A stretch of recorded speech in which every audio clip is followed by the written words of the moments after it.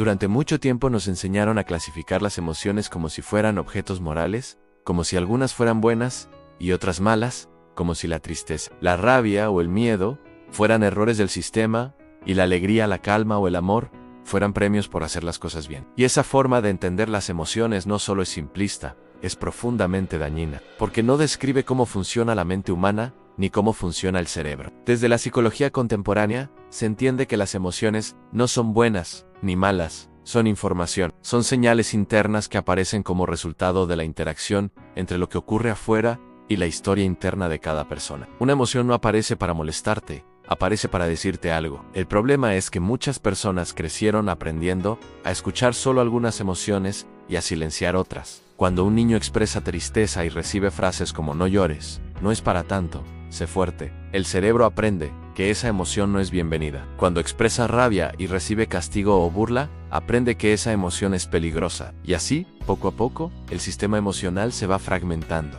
No desaparecen las emociones prohibidas, se esconden. La neurociencia ha demostrado que el cerebro emocional no funciona por categorías morales, funciona por supervivencia. La tristeza invita al recogimiento y a la reorganización interna. La rabia señala una injusticia o una invasión de límites.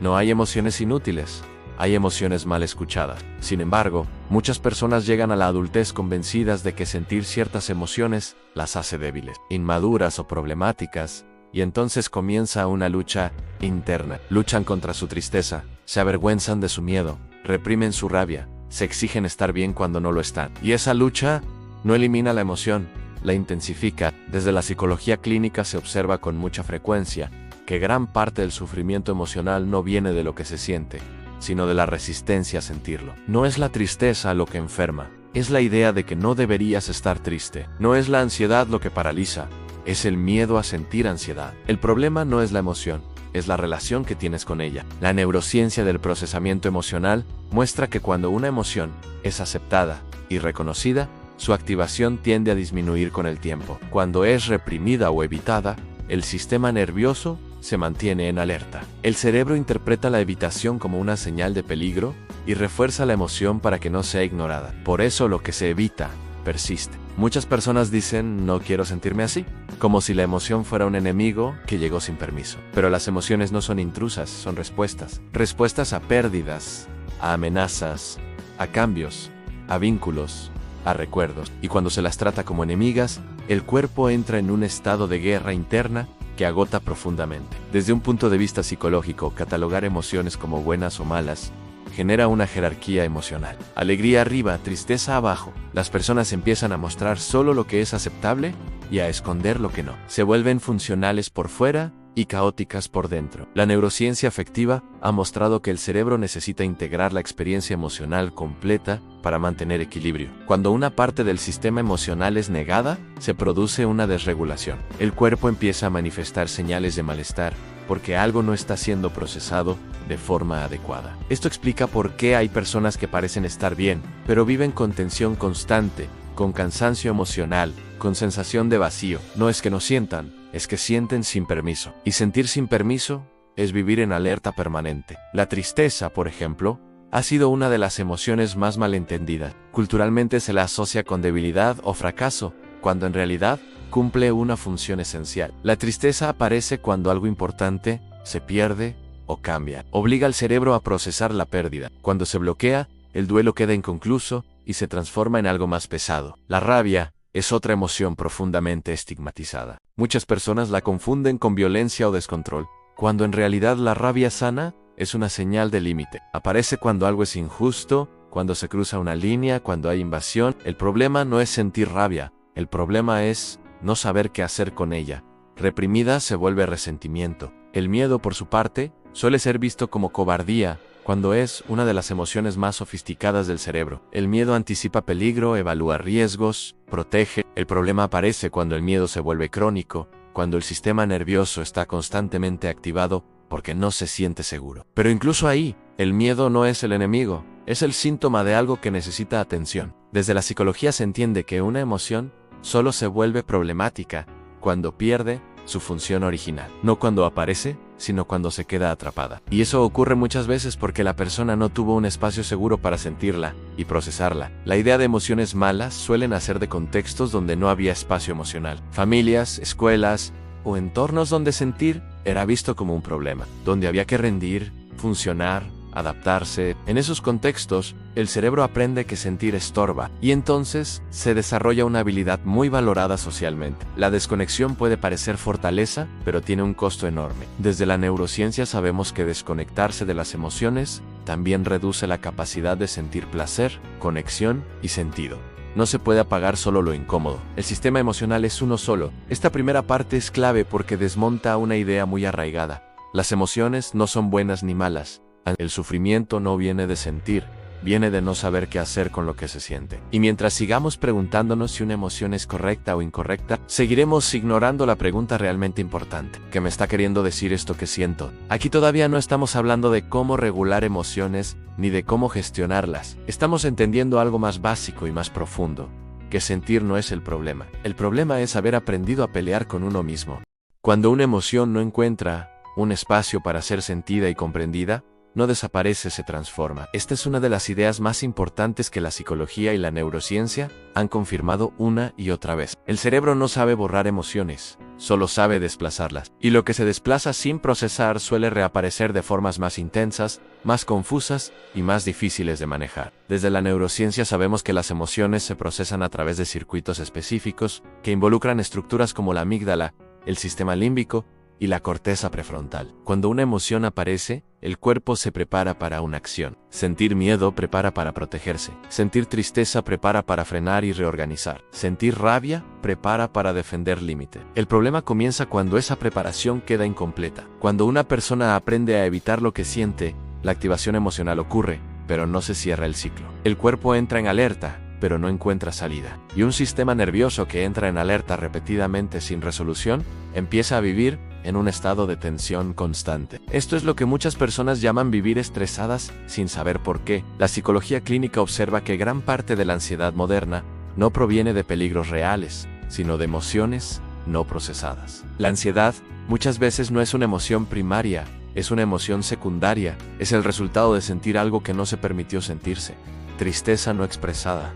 La evitación emocional suele comenzar de manera muy sutil. Al principio la persona se distrae. La emoción baja un poco, la incomodidad se atenúa. El cerebro aprende rápido.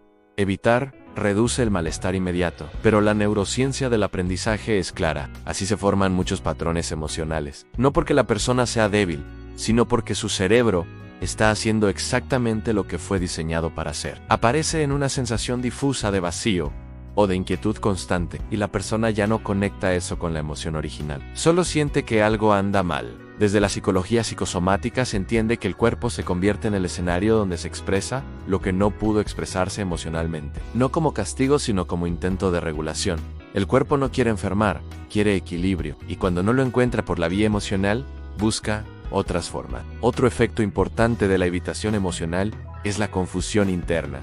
Muchas personas ya no saben qué sienten, no saben si están tristes, cansadas, enojadas o desmotivadas. Esto ocurre porque el cerebro necesita experiencia emocional directa para afinar su capacidad de identificar estados internos. Si sentir se evita, esa capacidad se atrofia. La neurociencia ha mostrado que la identificación emocional es una habilidad que se desarrolla con la práctica, no es automática. Cuando una persona no tuvo espacios seguros para sentir, su cerebro no desarrolló mapas emocionales claros. En la adultez, eso se traduce en dificultad para poner palabras a lo que pasa por dentro. Esta desconexión emocional tiene consecuencias profundas en la toma de decisiones. Las emociones no solo sirven para sentir, sirven para decidir.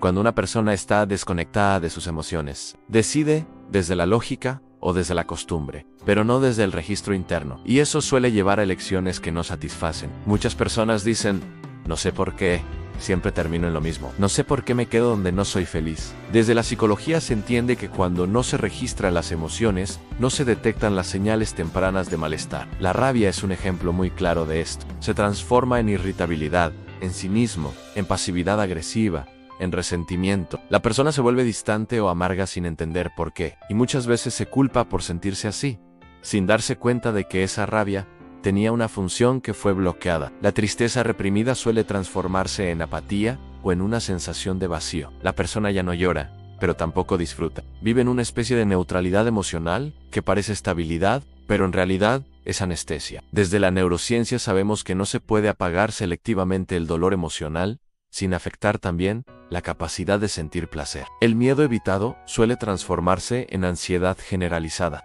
Aparecen preocupaciones constantes, tensión corporal, hipervigilancia. La persona se siente en alerta sin razón aparente, cuando en realidad hay razones emocionales que no fueron atendidas. Otro efecto importante de evitar emociones es la pérdida de autoconfianza. Cuando una persona se desconecta de lo que siente, también se desconecta de su intuición. Deja de confiar en sus señales internas. Desde la psicología se ha observado que muchas personas emocionalmente evitativas se vuelven muy funcionales. Trabajan, cumplen, rinden, ayudan, pero por dentro están agotadas. Funcionan como si eso fuera vivir. Y en algún punto el cuerpo dice basta. La neurociencia del estrés crónico muestra que vivir desconectado de las emociones mantiene activado el sistema nervioso simpático. El cuerpo no descansa de verdad. Incluso en reposo hay tensión. Esto explica por qué muchas personas no logran relajarse, no disfrutan el descanso, no se sienten verdaderamente presentes.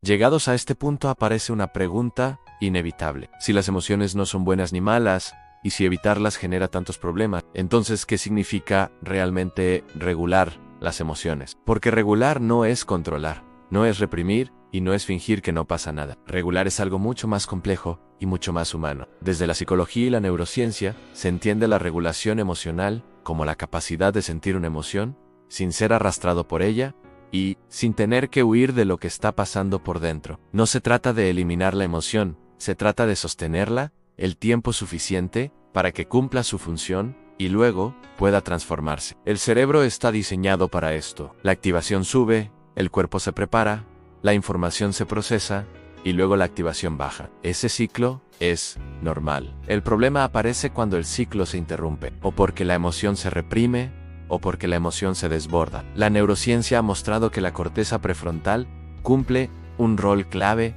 en este proceso. No para apagar la emoción, sino para darle contexto y sentido. Cuando una persona puede poner palabras a lo que siente, cuando puede decir internamente estoy triste, estoy asustado, estoy enojado, el cerebro empieza a integrar la experiencia, la emoción deja de ser una amenaza difusa y se convierte en información concreta. No porque sientan menos, sino porque su sistema nervioso sabe que puede atravesar la experiencia sin colapsar. Uno de los grandes mitos es creer que si uno se permite sentir, va a quedarse atrapado en la emoción para siempre. La neurociencia demuestra lo contrario. Las emociones tienen una duración limitada cuando no se las alimenta con resistencia o rumiación. Lo que las vuelve crónicas no es sentirlas, es pelearlas o intentar controlarlas a la fuerza. Regular emociones no es pensar positivo cuando te sientes mal. Eso no es regulación, eso es invalidación. Desde la psicología clínica se observa que las personas emocionalmente reguladas no son las que siempre están bien, son las que pueden estar mal sin asustarse, las que pueden sentir tristeza sin pensar que algo anda mal con ella, las que pueden sentir rabia sin convertirse en violencia, las que pueden sentir miedo sin paralizarse. La regulación emocional se construye, no se decreta, se aprende en vínculos donde las emociones fueron aceptadas y acompañadas. Por eso, a muchas personas les cuesta tanto regular. Nadie les enseñó que podían sentir sin ser castigadas, ignoradas o ridiculizadas. La neurociencia interpersonal ha demostrado que el sistema nervioso aprende regulación a través de la corregulación. Es decir, primero regulamos con otros antes de poder regular solos. Un niño aprende a calmarse porque alguien lo calma. Aprende a nombrar emociones porque alguien las nombra. Cuando eso no ocurrió, en la adultez, aparece el trabajo pendiente. Aprender a hacer para uno mismo lo que no estuvo disponible antes. Y eso no es inmediato ni cómodo. Implica reaprender a escuchar el cuerpo, a tolerar sensaciones, a no huir automáticamente del malestar.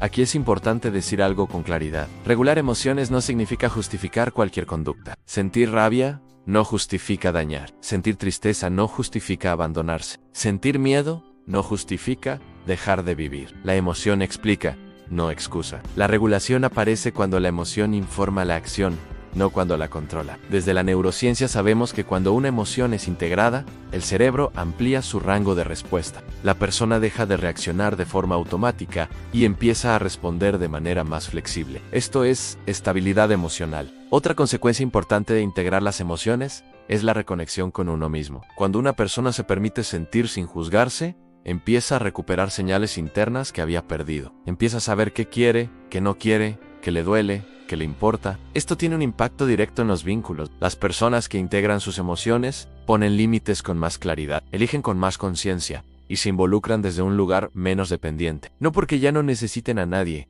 sino porque ya no se abandonan para sostener relaciones. También cambia la relación con el sufrimiento. El dolor deja de vivirse como un enemigo que hay que eliminar y pasa a vivirse como una experiencia que puede ser atravesada. Esto no hace la vida más fácil, pero la hace más honesta y más habitable. La psicología no busca que las personas estén bien todo el tiempo. Busca que puedan estar consigo mismas en cualquier estado, porque cuando una persona deja de huir de lo que siente, deja de pelear consigo misma. Y esa paz interna no viene de eliminar emociones, viene de integrarlas. Llegamos entonces a una respuesta clara. Las emociones no son buenas ni malas.